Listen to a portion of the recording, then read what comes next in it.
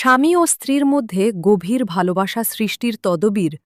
জীবনে চলার পথে স্বামী ও স্ত্রীর মধ্যে বিভিন্ন কারণে ছোটখাটো বিতর্ক হয়ে থাকে, ফলে একে অপরের প্রতি রাগ করে বসে।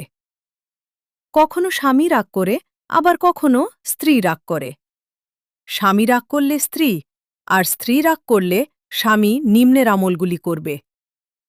১.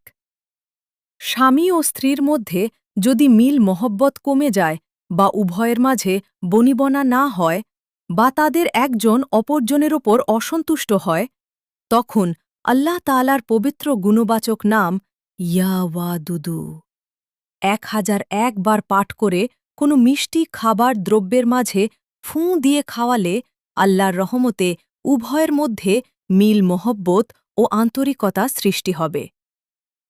২.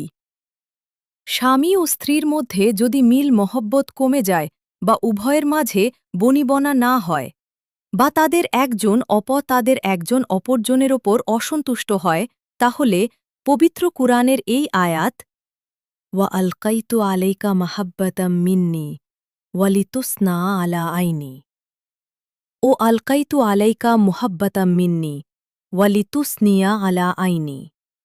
সূরা তহা ৩৯। স্বামী রাগ করলে স্ত্রী স্বামীর মুখের দিকে তাকিয়ে পড়তে থাকবে।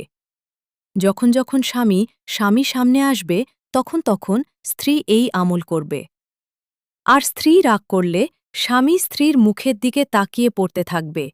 যখন যখন স্ত্রী সামনে আসবে, তখন তখন স্বামী এই আমল করবে। আল্লাহর রহমতে দুজনের মধ্যে ভালোবাসা সৃষ্টি হবে। ৩. স্বামী রাগ করলে স্ত্রী, আর স্ত্রী রাগ করলে স্বামী নিম্নের আমলটি করবে। আমলটি হল ফাসায়াকফিকাহুমুল্লাহ ওয়াহুয়াস সামিউল আলিম। ফাসায়াকফিকাহুমুল্লাহ ওয়াহুয়াস সামিউল আলিম। সূরা বাকারা ১৩৭। ফজরের নামাজ পর ১০০ বার আর এশার নামাজের পর ১০০ বার পড়ে আল্লাহর কাছে দোয়া করতে হবে। ইনশাআল্লাহ দুজনের মধ্যে মহাব্বত গভীর হবে। বিশেষ দ্রষ্টব্য: আমলের প্রথমে ৩ বার দরুদ শরীফ আর শেষে ৩ বার দরুদ শরীফ পড়ে নিবেন।